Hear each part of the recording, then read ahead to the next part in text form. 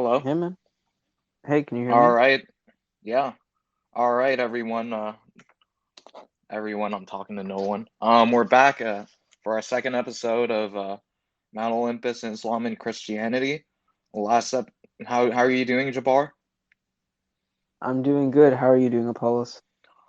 Good, good. Um, how are those books I gave you, by the way? Did you get a chance to look at them or not? Yeah, I got a chance to look at them. I was reading through a Oh, lot of the really? arguments. hmm Oh, I was really? reading through Yeah, a lot that's of nice. specific arguments, and it's interesting to say the least. Yeah. I think it's got a lot of interesting perspectives, and sometimes I feel like it gets a little bit too nuanced for my liking because I prefer to look at things more holistically. But overall, I think like the sections of the book are really well written. Mm-hmm. Yeah, Yeah, like I. Yeah, it's beyond my level too, to be honest. Like, I right. haven't taken any college classes on these subjects. The books that we're referring to are Dr. Ehrman's How Jesus Became God and Dr. Bird and others How God Became Jesus in response to Ehrman's book. So I decided to give uh, Jabbar two books as a gift. So yeah, that's that. Um, so yeah, today's topic is going to be in regarding the historical perspective uh, of the basis for either a Trinity or Tawhid.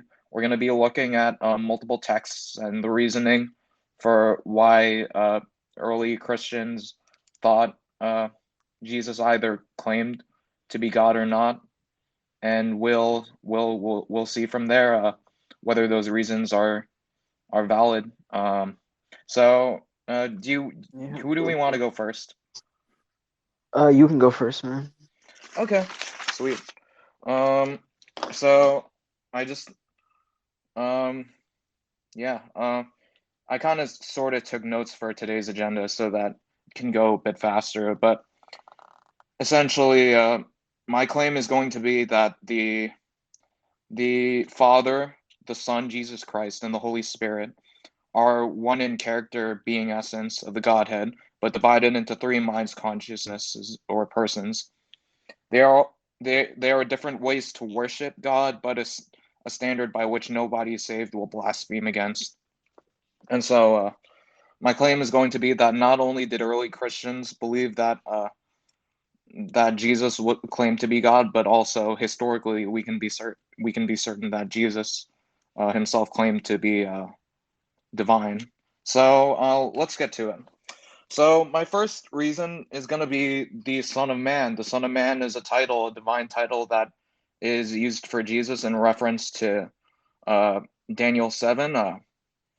So the idea is that in this passage, Daniel 7, there is this one apart from the Ancient of Days, which is God the Father, and he receives glory, authorities, and sovereign power, so that every nation will serve him, and his kingdom will be one that'll never be destroyed. Uh, the word um, the word used for, well, yeah, that's basically that in a nutshell. Hmm. And he also, and in Yeah. this trial scene where Jesus is talking to uh, Caiaphas, explaining who he is, he also quotes Psalm 110, and which says, "The Lord said to my Lord, sit at my right hand, so I can make your enemies a footstool for your feet." Um, and of course, we know. I think you and I are in agreement that you might be able to chime in on this, but that Paul had a high Christology, that he thought that Jesus was God. Yeah. Or you're in agreement with that? With who? Do you know who Paul is? From the Bible? Yeah. No, not in particular. Can you go ahead and explain? Oh, okay. Yeah, sure. So Paul is our earliest writer of the New Testament. The New Testament is comprised of several books.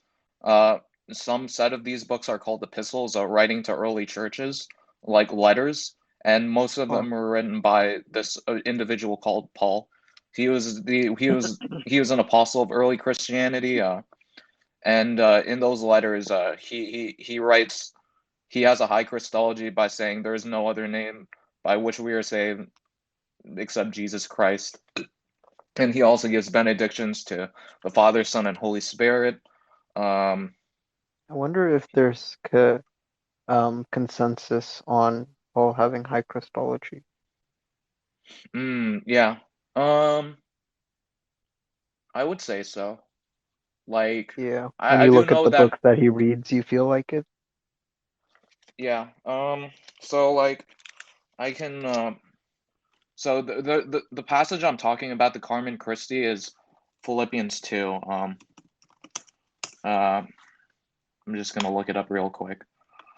So basically, many scholars would look at Philippians 2 verses 6 through 11 and say that it is reciting an early creed because of the un-Pauline words that are used in there, and also the Greek syntactical structure that is used in the passage. So it basically says this. So what I'm trying to say is that it predates Paul, but anywho, it says uh, in your relationships with one another, have the same mindset as Jesus, as Christ Jesus, who being in the very nature God, did not consider equality with God something to be used to his own advantage. Rather, he made himself nothing by taking the very nature of a servant. Being made in human likeness and being found in appearance as a man, he humbled himself by becoming obedient to death, even death on a cross.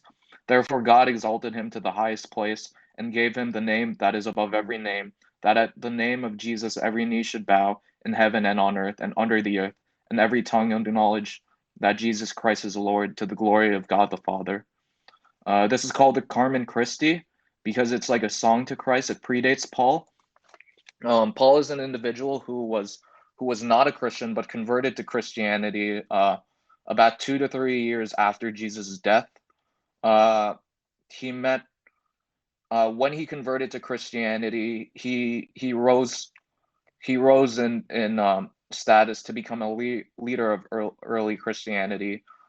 He only met with the Jerusalem apostles, which were considered in a way like the original leaders of Jesus's movement, because You said that Paul converted 2 to 3 years after Jesus Christ's death. uh But like, could Christianity have? He's basically like, I mean, this is a nuanced point, but mhm. and not in an argumentative way at all. He couldn't have converted prior, huh? Nobody is Christian until Can you repeat that again? Sorry. nobody is Christian until Jesus Christ's death. Um,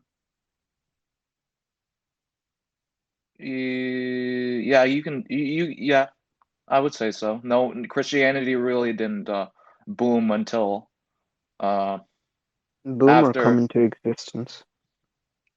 both. Like Huh. even Dr. Ehrman would say like the only reason that why Jesus's followers were convinced that he was God was because of the experiences they believed to have been his resurrection. Um, Oh yeah, because by seeing the resurrection itself, you're saying that that was a big part of it. mhm. Because even in the gospel accounts there, the inner circle of Jesus was they were confused by what he was saying whenever he said his death was an atonement and he was going to rise from the dead. He it was almost because it's because of two things. Uh, First, it's because Jesus spoke in parables a lot of the time. So, and Yeah. parables are just a way of like saying like they're like once upon a time stories that are used to conceive some sort of moral lesson, and hmm they're non-literal. So whenever Jesus says things like, "Oh, there was a prodigal son," well, he's not giving an account of history. He's giving a moral, a story to illustrate the goodness of God. So that's one Right. reason. The second reason is the idea of a Jewish Messiah. Okay, so Messiah basically means anointed, in the original Hmm. Hebrew, and the idea was that the lineage of David, one of the kings of Israel, would continue, because this Messiah would deliver Israel from all of its troubles. Because at this time, we're at the second temple period. The first temple of Jerusalem had been destroyed, and there were they had a rebuilt temple called the Second Temple, and but they were still Wait, under the we're talking jurisdiction. about temples here. The Hmm. Hebrews built a temple? Yeah. Huh, when So was that?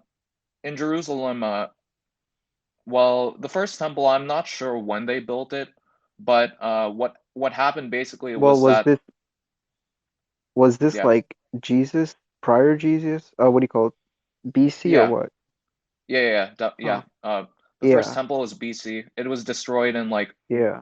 a couple hundred years BC, and then the second temple was rebuilt like a couple hundred years BC. You say that so casually, like it was just destroyed. Yeah. It wasn't a simple demolition. It was like probably some kind of, war, maybe, right? I Oh would think yeah, so. yeah, yeah, for Yeah, sure. The yeah. Babylonians What people destroyed just it. disliked. Yeah. Babylonians disliked Hebrews that much. Um, well, you know how it is in the ancient world. It's just like they didn't really. It's not so much they didn't like them. It's just like they just wanted to get more powerful and like, oh, you're in our way, so we'll just squash you, sort of Oh thing. yeah. Yeah, Oh yeah. yeah, They have no when you have that mindset, especially, it's like you have no care about anything that holds significance, like religious significance or whatever, it doesn't matter. It's all just the same thing, yeah, you know. yeah. Yeah, so We've the come a long Babylonians, way. we have. Yeah, we have for a lot of big part of it, we're civilized now, I would say more. Yeah. Uh-oh, you're muted. So. There you go. You're unmuted. Oh, was I muted? Was I muted to be? Yeah, after you said civilized, and then I couldn't hear you anymore, and I saw like the crossed Huh, off microphone on your lips, on your icon. that's odd. Am I unmuted right now? Yeah, you're unmuted now. Yeah, but Okay. you're right. Uh-huh. Yeah, it's like a lot of us are civilized, but then there's still from a very retrospective perspective, when you really look at world governments and stuff, a lot of them operate in the same way because I mean you have so many territorial conflicts nowadays. Yeah, yeah. Yeah. With not much respect too. Like if I were to, and this won't happen, but if I were to conquer a nation, you know, I would at least probably, preserve everything, not try to destroy it. Maybe, ransack homes and stuff, but like I don't know, there's something special that there is about religious and cultural institutions. Mm-hmm. Yeah, Yeah. yeah. Like back then, they were like ruthless. Like they just didn't care. Like to Oh yeah. yeah. I feel like religions become much more like important in that respect. That there's a mutual kind of, although there is a huge amount of misunderstanding and like lack of care for religion. I think there's much more understanding and mutualism in religion in that Mm-hmm. respect. I mean, we're over here having a conversation, let's say 1,000 years ago we'd probably be in war. Yeah, you know yeah. Like yeah, it's crazy. it is always good to learn how to cooperate with another person so that you can arrive at not only just truth, but like just work together, like Oh yeah. do wonderful things and whatnot. Yeah. But Mhm. yeah, there was a temple before Jesus and it was destroyed. The Old Testament says that it was part of God's wrath because Israel had turned away from God. Um and then it was Do you think that's rebuilt. legitimate? I'm not really an expert in the Old Testament. That's why I was like, I said that. Oh, Yeah, yeah, yeah. yeah. But do you think, Christians, like, yeah, more generally speak, you can go ahead. yeah. I was gonna say Christians largely go off of the teachings of Jesus, who Hmm. brought an end to the Old Testament. Uh, Yeah. yeah, to love one's neighbor as yourself. You know, there was this one time where someone approached Jesus and he said, "What are the two? What's the greatest command?" And he said, "Love your neighbor as yourself and love God with all your heart, mind, and soul." Yeah.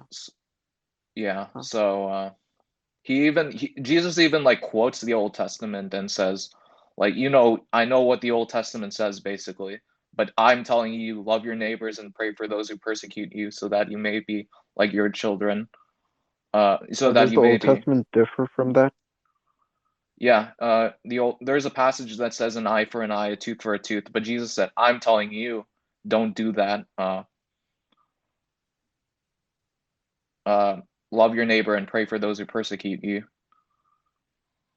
Do you think that it's an ultimatum like that? Like all of your actions must be characterized by like mutually assured destruction, which is like eye for eye, tooth for tooth, or Yeah. all So your so actions should be characterized by loving thy neighbor. um so your question was Do should you do you follow one teaching or the other yeah. for all your actions? Uh well, Because I feel I like you would mean have to like qualify these statements, you know. yeah, you're right. Like these are like overarching principles that Right. yeah, that that have their own nuanced applications. So I feel like that's a big thing with like religious texts, especially the Bible and Quran, is like there's a lot of, overarching themes rather mhm. than this is what you must do exactly. Because the truth is, these types of texts, uh, believing them to be, from a divine power, they were created to last eternity, right? Mm, Well, not well, eternity, rather, I guess, millennium. yeah, for the earthly lifetime. For the earthly, right, right, right. Yeah, the only Yeah, reason I have to be careful. yeah, Yeah, you're eternity's a fine. little bit of a. I do know that And yeah, I meant that in a yeah. colloquial sense. Yeah. Like yeah, you're right in that. If correct me if I'm wrong, but Muslims believe that the Quran in its essence is not like just ink on a piece of paper, but it's like the eternal speech of Allah. Um, Yeah, yeah, right. and Christians regard the writings of the Bible to be divinely inspired. Hmm. there are varying Oh, divinely inspired or divinely written? divinely inspired. They recognize they have human authors, and uh, now in regards to how so that basically divinely inspired basically means like God breathed. Inspiration actually is in its original etymological form comes from the Greek word for breathe. So it's almost as if the spirit was guiding these individuals to write true things. Not necessarily Oh, that, okay. yeah, not necessarily that we don't have like manuscripts that have mistakes in them or anything like that in the passage of like handing people down like manuscripts, because before then like it's not like you had a printing press, right? Like Hmm. one person would like write something down and write several copies and send them to different churches, and those people would write down more copies and send them to different churches. um Yeah, it wasn't standardized, so eventually like you're gonna get some guy who either makes a mistake or something like that. So yeah. right. So what my point is that uh for the most part, most Christians would believe it to be divinely inspired, as in like all 66 books. Uh, Although Mm-hmm. they don't require that you believe in them for salvation, because Christianity existed before the New Testament was written. So, so it doesn't play. It existed ever since the death, right? What is that? It existed ever since the death of Jesus. Yeah, yeah. Mm. And we can actually trace it back with um. There's a long like chain of like evidences that you can get back to like day 3 of like Jesus' resurrection. It's a long Yeah. thing to explain, but it's a combination of archaeology and creedal statements and um, archaeological inscriptions and things like that. So, but anywho, what was I trying to explain? Oh yeah, the New Testament. So basically, Christians believe that if you confess with your mouth that Jesus is Lord and that God raised him from the dead, you will be saved. Not necessarily if you believe all 66 books of the Bible to be like uh, right down to the letter accurate or something like that, but Mm-hmm. they just have that general principle of that if you if you're if you if you if you receive God's grace for having sent his perfect son to express his grace and love to die on a cross for the atonement of your sins, then you will be saved. Uh, and this is usually expressed. I say expressed because uh, at least um, baptism is not required for salvation, but it's more so. And this is where we get into like the idea of like good works. Um, like, do you Yeah. need to be? You have to do good works to be a Christian, and so the perspective that most evangelicals take is that the works are a product of you being saved, not a cause.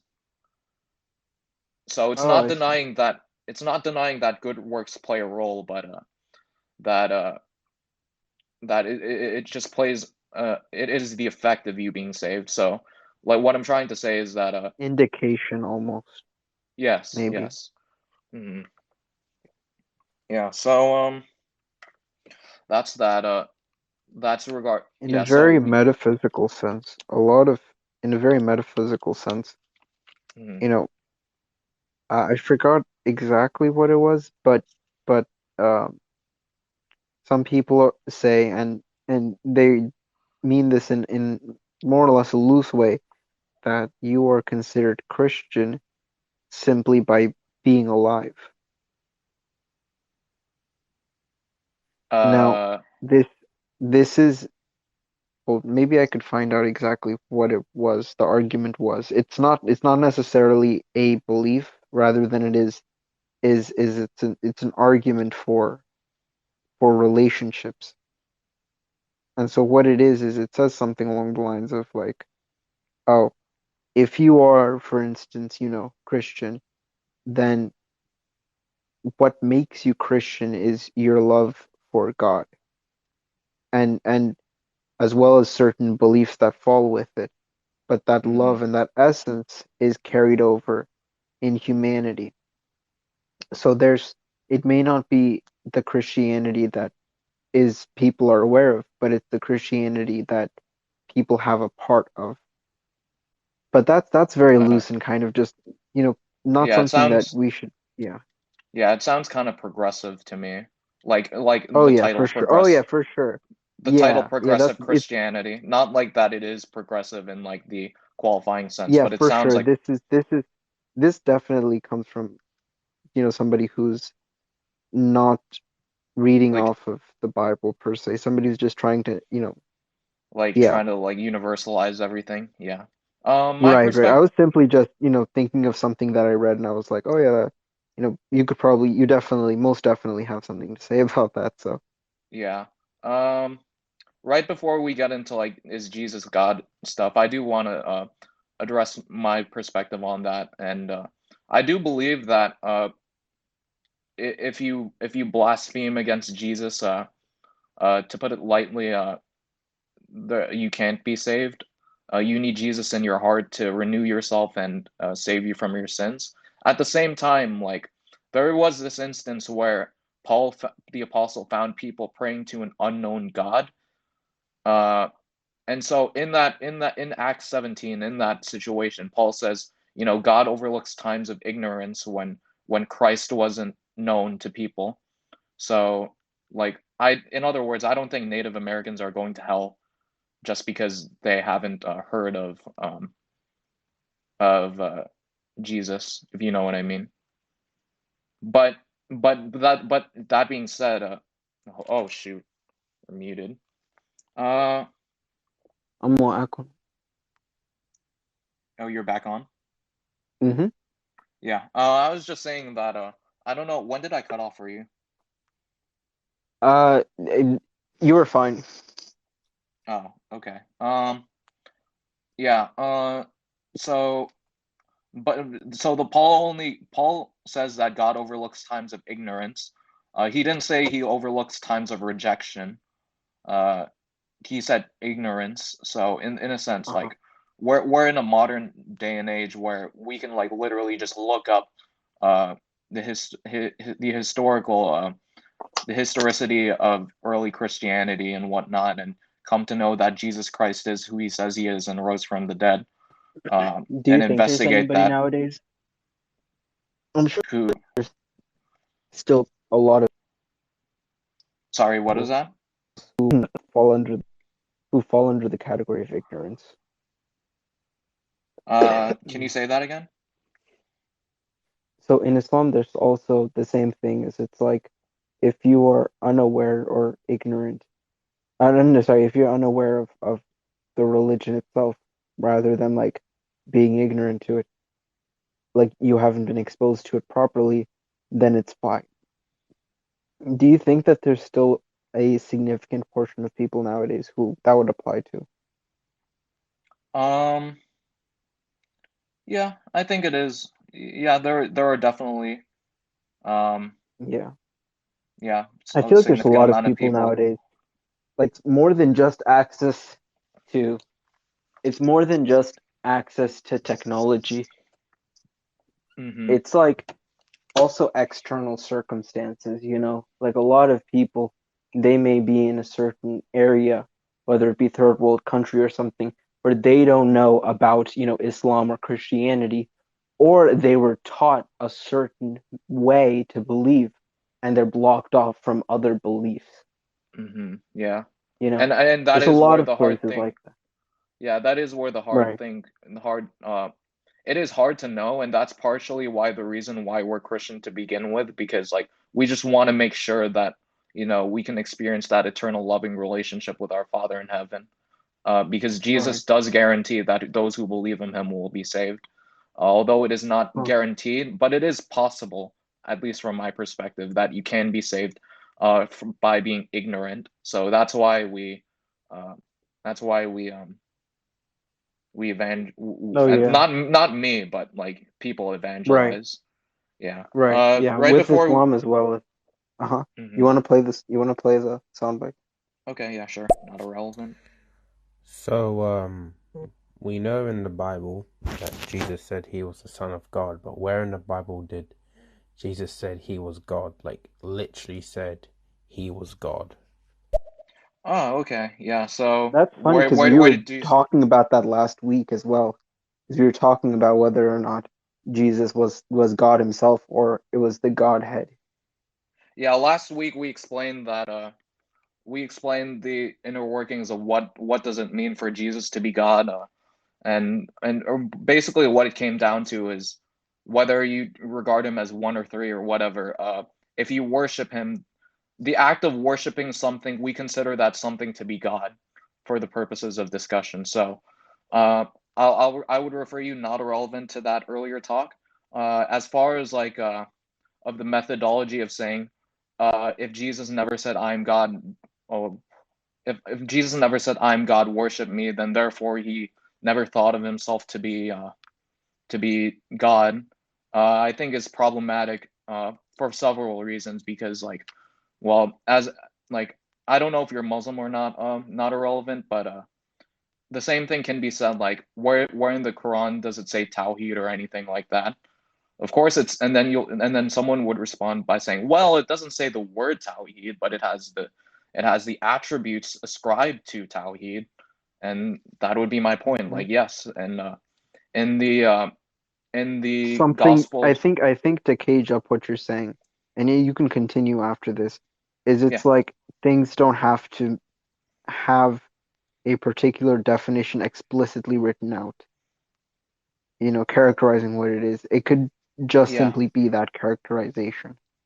yes, Yeah. like as long as we have sufficient reason to believe that Jesus acted in a way that he thought of himself equal with God, and we do have statements from Jesus calling himself the Son of Man. As I was getting to earlier, the Son of Man is a reference to Daniel 7, where there's this other person who the entire world worships besides the Ancient of Days, which is God, obviously. So, like, but at the same time, there's only one God, in as in there's one Godhead. So Right. that's one thing. The Son of Man, and the Gospel of John is more clear cut with how Jesus presents himself. He says things like, "I am the Father are one." Uh, before Abraham, I was, or sorry, before Abraham was, I am. I am, and it says I am, not I was, because uh, etymologically speaking, Jehovah translates to I am. In when Moses asked, "What kind of God shall I tell the Hebrews send me?" and God responds by saying, "I am who I am. Tell them I am send you, Jehovah." And of course, like, we don't know how it's pronounced because the name was regarded as so holy. They never wrote out the they only wrote out the consonants, so we don't know if it's Jehovah or Yahweh or whatever. But in any case, Jesus uses these "I am" statements to reflect his belonging to the Godhead. Yes, do we want to play this, or Yeah, sure. okay? That is true. Jesus did say that in the Bible, Jesus did say the Father and I are one. But then how can you explain when he said the Father is greater than I?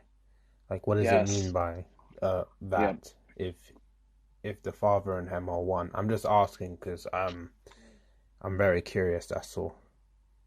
yeah, no problem. Like, that's ultimately what this podcast is for. We're not confrontational.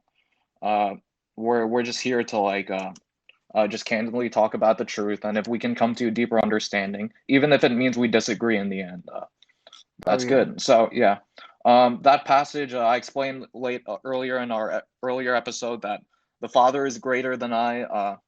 That is in context of when Jews were accusing Jesus of doing something outside of the will of the Father, and so Jesus was saying, uh, in effect, that I can't do anything. I think it's the verse right after. Well, let me search it up real quick. The Father is greater than I. Because the thing is, Jesus' statements should be taken as a whole. And in the Gospel of John, that's where you get statements like, "Before Abraham was, I am. No one comes through the Father except through me. Uh, I am the bread of life," things like that.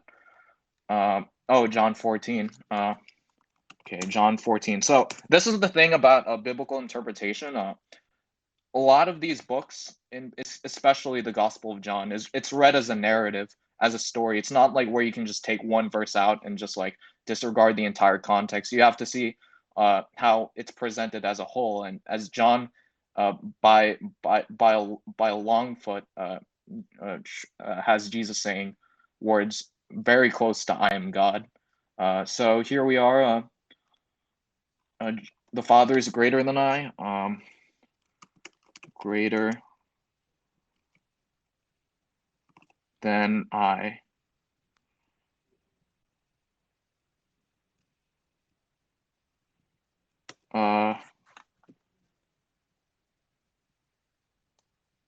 So You heard me say, I'm going away and I'm coming back to you. If you loved me, you would be glad that I'm going to the Father, for the Father is greater than I. So that's in response. We believe that as Christians that Jesus made himself lesser in the sense that he became uh, lesser in like the limitation sense, but still had that divine nature of being sinless, having the character of God. But of course, like he was a human being in the sense that he could feel pain, he could die, and things like that. Yeah. So in this passage, what it's basically saying is that I'm going to the Father, and he's referring to when he would be risen from the dead and be exalted to total glory.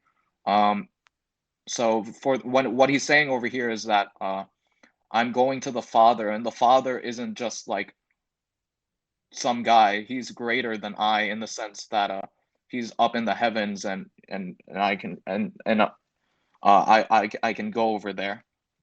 So yeah. Yeah, that's that's to answer. Yeah. Yeah, no, you can continue. Yeah.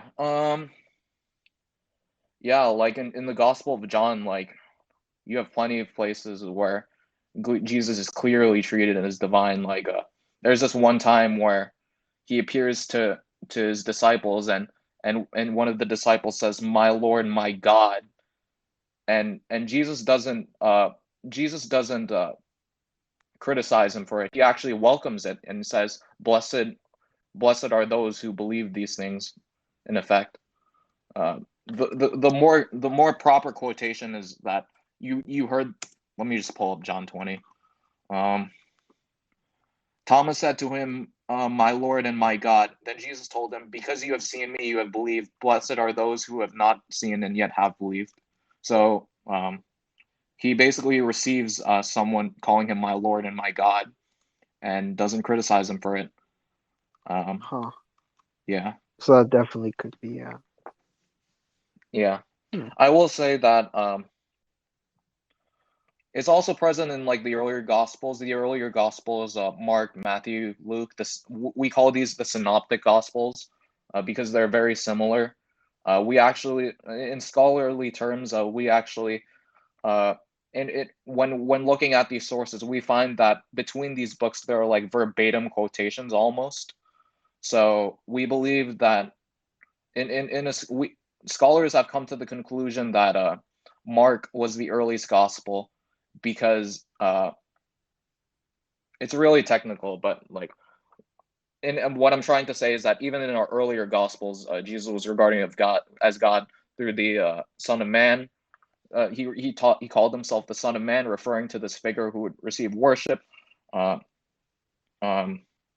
yeah, I'll get to you not irrelevant right in 10 seconds or something, but he forgives sins, which is a divine prerogative of God in Mark 2.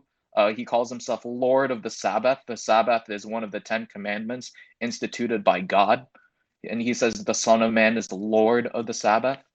And usually, and this is also another thing, right? Because that whole Yahweh thing, about the divine name of God, the I am, in Greek it's translated as Kurios, Lord. In other words, it's not a sure shot in the sense that Kurios always refers to Lord, the Lord God, but it can also refer to like Sir, or like, you know how it is in like medieval times. They're like, Oh, yeah. Lord Matthew, or Lord Nathan, or Yeah. something like that. So it Yeah. can refer to that, but he's calling himself Master of the Sabbath, and of course we know that that's very much in reference to his divine prerogative. Okay, I'll play this if that's all right, Jabar, unless you have Oh, anything yeah. else to say. Okay. No. I mean, I know there's like a lot of Christians who believe in the Trinity, but I also know there's a lot of Christians that don't believe in the Trinity, and they just see Jesus as the Son of God. For example, you may have heard of the conservative rapper Bryson Gray. He's spoken a lot about the Trinity. He's spoken a lot about how he's against the Trinity, and he's even pointed like Bible verses and stuff. But yeah, that's why I asked these questions. Yeah, no problem. The world is filled with different opposing opinions, and if we're not careful to analyze our own views, we could be misled. So yeah, the Trinity.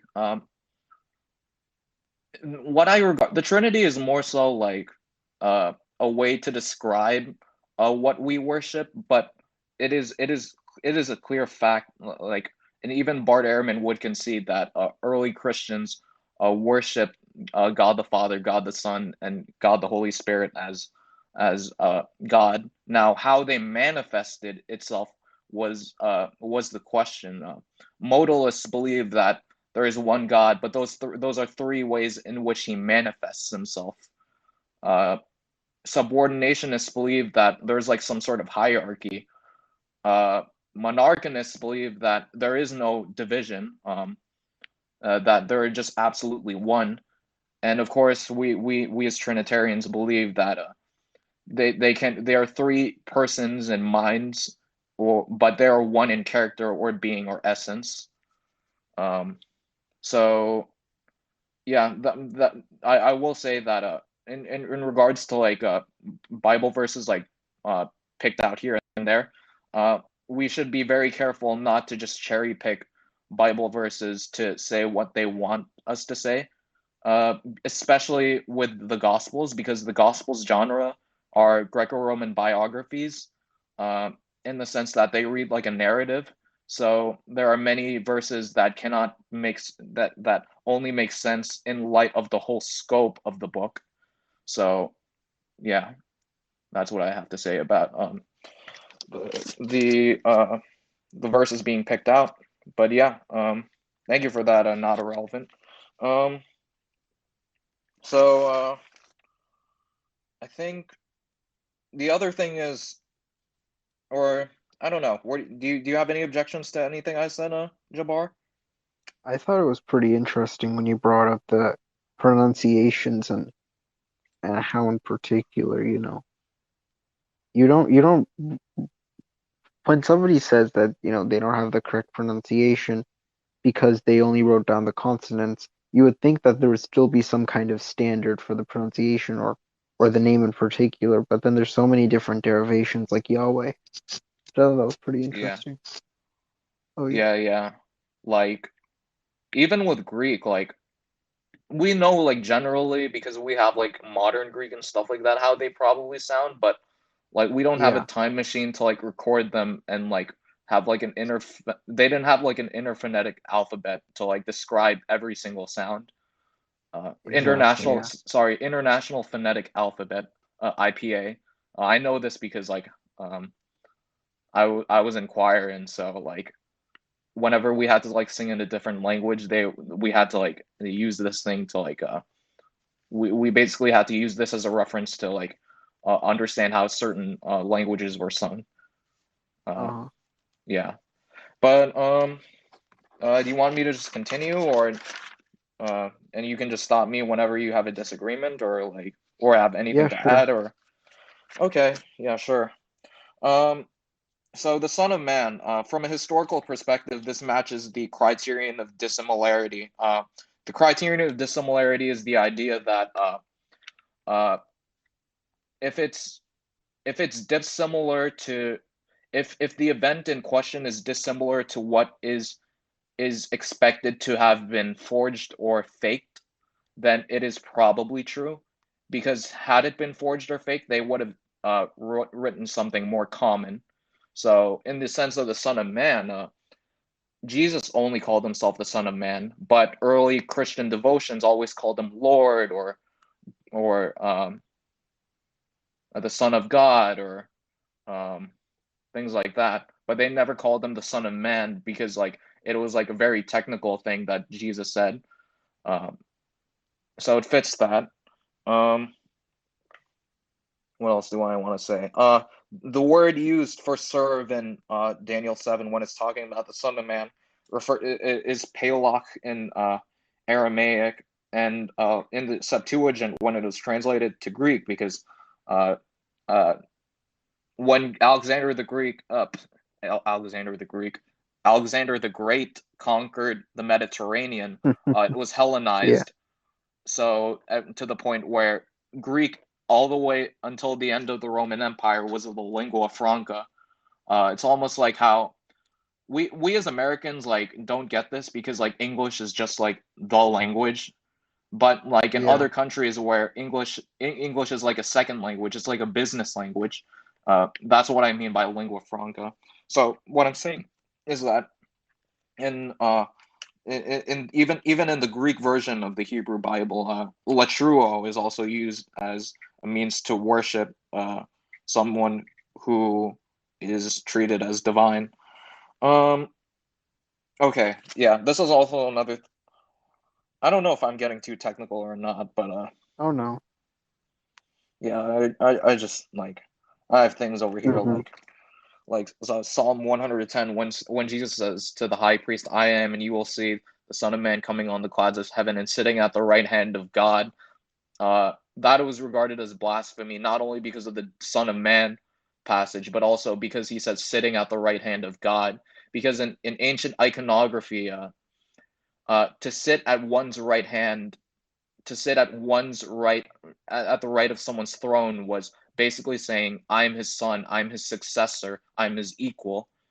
You can stand before a king, you can kneel before a king, you can bow before a king, but sit at his right hand, you were basically his co-regent. And this is unanimous in literature and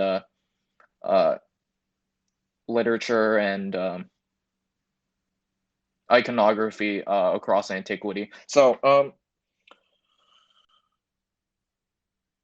the reason why I'm emphasizing the Son of Man thing so much is because I also wanted to approach this because I wasn't sure if you were gonna bring this up, Jabar, but it is often common that when Muslims say that that Christians should judge by the Injil, they say that the Gospels are corrupt, but the Injil is like something else. It depends on the Muslim you're talking to, but basically what I'm trying to say is that what I'm trying to say is a lot of Muslims believe that the Bible doesn't represent history. So that's why I use the Son of Man, because the Son of Man is regarded. Jesus uses it so much to the point where scholars will generally say that Jesus called himself the Son of Man. It fits the criterion of dissimilarity, which is one of the most stringent criterion of historical investigation. So that's why I tend to focus more on like the Synoptic Gospels and like the earliest witnesses, because I just wanted to I wanted to put my best foot forward, because like even though the Gospel of John like has an extremely high Christology, a lot of scholars will say that John was written later at like around 90 CE, which is like about 60 years after Jesus' death. Not to say that it's unreliable, but we have better things to go with, is what I'm trying to say, in terms of historical investigation. Yeah. So it's interesting because like Bart Ehrman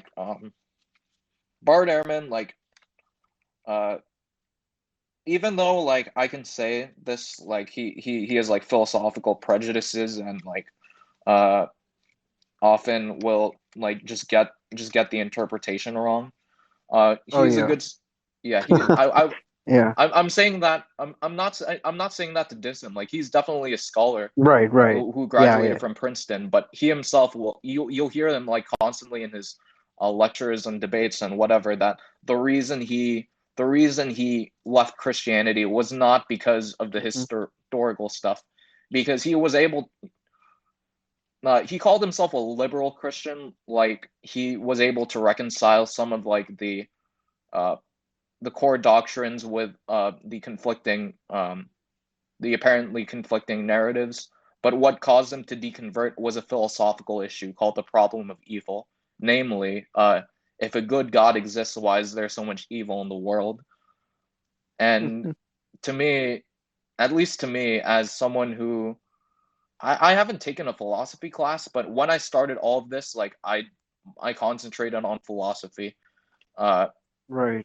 all no like I know this is I know what I'm about to say is kind of like uh some people might be like flabbergasted by it, but like I regard the problem of evil as a joke because if you really think about it, a good God would give people free will, the ability to choose him freely, because that's what persons do.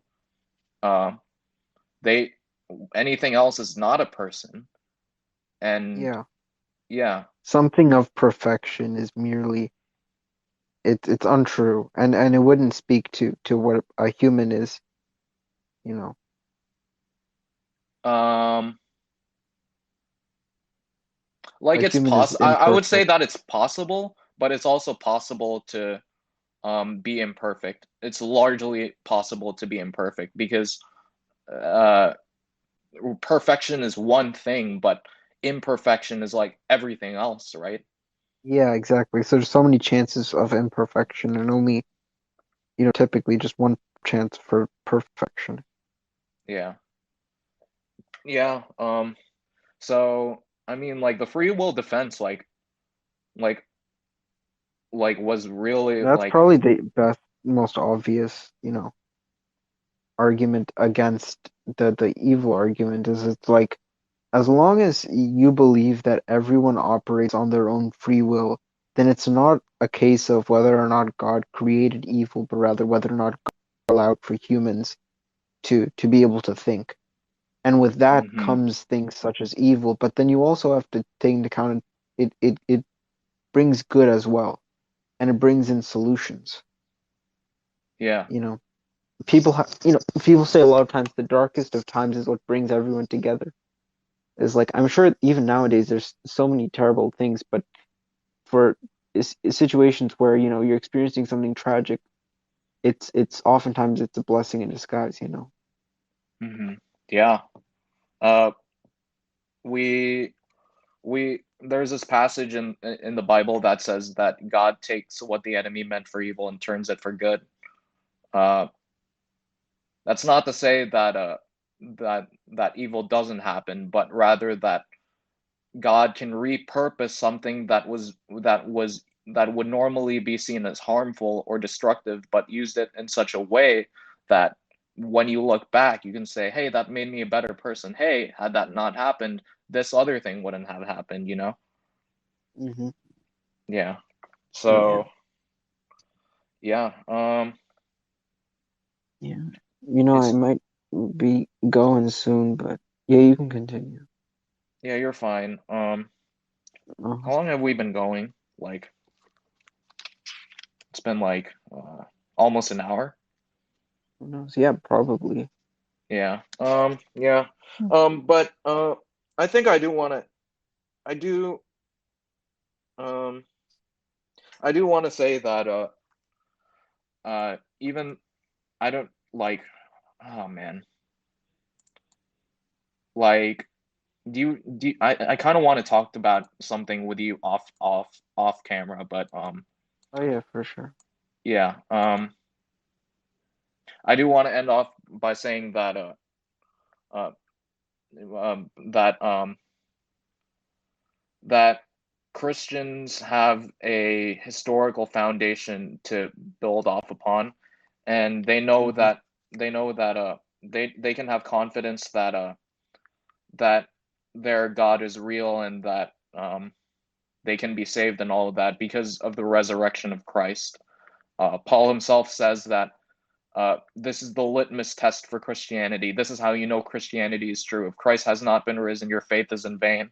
But if Christ has risen, then we are redeemed, and death has lost its sting.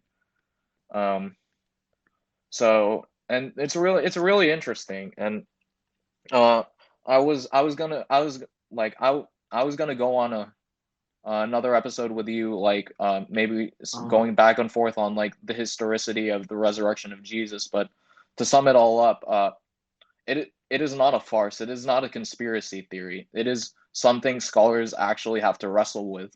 Most New Testament scholars or classicists of early Christianity, historians of early Christianity, in like accredited institutions, not just like schools or anything like that. A lot of them will say that something like the resurrection happened. It's the resurrection hypothesis isn't the number one thing. We have people all the way from Liberty University, where Gary Habermas, the first person to do his PhD dissertation on the resurrection of Jesus. He graduated from Michigan State University, not by any means a Christian school, and yet with the rational inquiry for the resurrection of Jesus, he became a PhD. Oh, we have people like that, all the way to like people from Princeton, teaching at Princeton. I'm speaking about Dale Allison. He believes that the resurrection happened and is a Christian. I would consider himself a Christian by many respects. And before, like, it has been a fascinating couple past decades, because back in the 70s, for example, the empty tomb was not regarded as historical. Now it is the majority opinion. And the reasons for that is largely based off of two things. One is that enemies of Christians assume that there was an empty tomb, and they respond to the empty tomb. And the other thing is that women who were regarded as like lesser people back in the ancient world testified to this empty tomb. It's not like this low-key misogyny where you have men opening doors for women. No, it's like back in the ancient world, like if a woman testified, it was like a child saying, "I saw the boogeyman," sort of thing. So right. yeah, like they weren't taken seriously. We have writers that say that that disregard a woman's testimony, and that a man is worth two women or something like that. So that's just scratching the surface. Like and when I was talking to you about the whole idea of being able to trace back Jesus right after Jesus' death, scholars found this out through the 1 Corinthians 15 creed. Man, I don't know if I want to explain this whole thing, but what I'm trying to say is that it is taken seriously, and right. like yeah. it is not like, of course you will have people who disagree with it, but it's not like it's a farce. Like scholars actually think about this, and have to contend with it. And as a matter of fact, the number two response after the resurrection hypothesis is quite interesting. It is the "we don't know" response.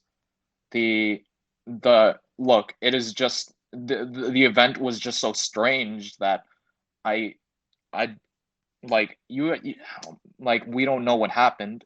Like before, they used to refute it by saying, "Oh, the disciples stole the body. Oh, they hallucinated Jesus. Oh, Jesus never died on the cross." Those aren't really taken seriously anymore. But they were. They were, and what I mean by that is no one ever committed to them as like, this is what happened, or nobody today does it. Before, it did happen.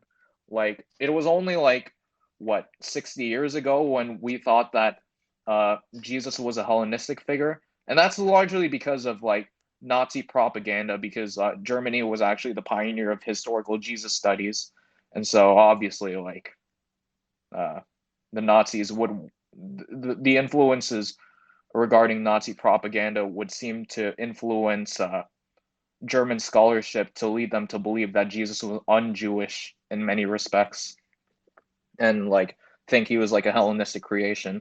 And that continued all the way to the death of Rudolf Baumann, in the 70s, but from the 17th, but like, yeah, it's just really fascinating, man. Like, I wish I could like just explain it all No, in one yeah, pot. just keep going. Yeah, it Yeah, is. It's so interesting to hear about, especially like, the historicity aspects of it, you know. yeah, yeah, for sure. Like, and then the third most common response is one I already mentioned, the hallucination hypothesis, but it's like under It's that 5%. they made Jesus Christ hallucinate. That it's the idea that when Jesus appeared to his disciples and talking with them and all that, uh, The witnesses were who was hallucinating. the witnesses to Oh, okay, Jesus' the witnesses, resurrection. yeah. Yeah, So he that's a wasn't five. actually Yeah, like it's what not percent? like 5%. 5% significant though, no? It is significant. Yeah, I'm not Huh. downplaying it by any respect. I would say that Wow. it is somewhat taken seriously, but at the same time, it's not one of the top two. I mean, like you Right. go from like most scholars to like that's a big drop. Do you do hallucinations back then? It's just standard like. Yeah, that's the thing. Like I've heard, like that is one of the things that the problems with the hallucination hypothesis is that uh it's not like in that area they use psychedelics or anything like that, and also you have Mhm. problems of like group hallucinations, like Jesus appeared to That doesn't groups. really, yeah, Yeah, like exactly. he yeah, like it's almost like saying my mental image is in this other person's mental image, and if that's the case, then like if you're talking about like 500 people seeing Jesus at once, then like Really hard to push the idea that they all have the same. yeah, yeah, Huh. yeah. So that's why, like, I mean, like they'll qualify it by saying, well, um, that it was that they didn't that they'll try to attack other facts that are already established, like the whole 500 people. That's in a First Corinthians 15 creed, which is like an early proclamation that scholars have dated to the creed, as in the words, like the way of reciting the doctrines before it, where it can be traced to 2 to 3 years after Jesus' death. That's the thing. What I was talking about, we can trace back all the way to um, to the roots of early Christianity, um, Oh yeah. because yeah, because and it's largely and it's a lot thanks to Paul, because like uh, even though he was persecuting Christians, like he needed something to persecute. It doesn't make sense that he invented the religion for several reasons, because he would have no one to persecute, and everyone regarded him as like a persecutor of Christianity. That's another thing. People could have checked out his testimony, and he willingly gave up positions of power and authority of becoming a top rabbi of his time. Yeah. Because No, yeah, yeah, not irrelevant has another message, but maybe do you want to like yeah, but like I'll just play this we and then could maybe we can end uh-huh off, and then I can talk with wrap up you like in after. private. Yeah, after Yeah, this one. sure, absolutely.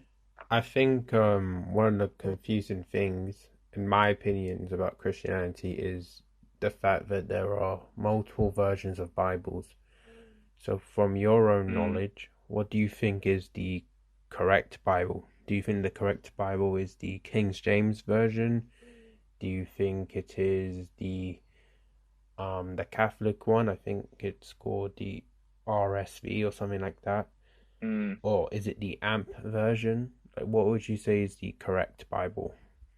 Yeah, that's a good question. But I do want to qualify it by saying that Christians, although the Bible is like a primary source for determining the doctrines of Christians, but it is not like a central doctrine that if you disbelieve in it, you're going to hell or anything like that. So if you read this version over another version, uh, like it, like first of all, like the Bible wasn't even a thing when these many of these early Christians were teaching. So like it doesn't prevent you from going to hell or anything like that. They just said believe that Jesus Christ is Lord and God raised him from the dead, and you will be saved. As far as like the accuracy of the versions, I'm assuming you're referring to an English version, because the Bible was originally written in Koine Greek, the New Testament rather. I would say that, and you can find this too, like many scholars would agree with me that the new RSV, the new Revised Standard Version, would be the most it would be the most accurate in deciphering like the very essence of the words. And it also is thanks to the footnotes that they help, which also help with historical investigation. So yeah, the NRSV definitely helps. Yeah, that would be my recommendation. Yeah, so I think that made a good episode. Do you have anything For else to sure. say for our audience, Jabar? I think that, I mean, you brought up a lot of good points, especially regarding, the historicity and then, just answering the questions, that were brought up. Mm-hmm. Overall, I think, it was a great conversation we had, and you had a lot of information, I learned a lot. So it Mm-hmm. was great. Yeah. Yeah, for sure. Thank you everyone for staying tuned, and thank you, Jabar, for for being Absolutely, a yeah. co-host with me. And I'll see you in our private call. Peace, All everyone, right. and God bless everyone.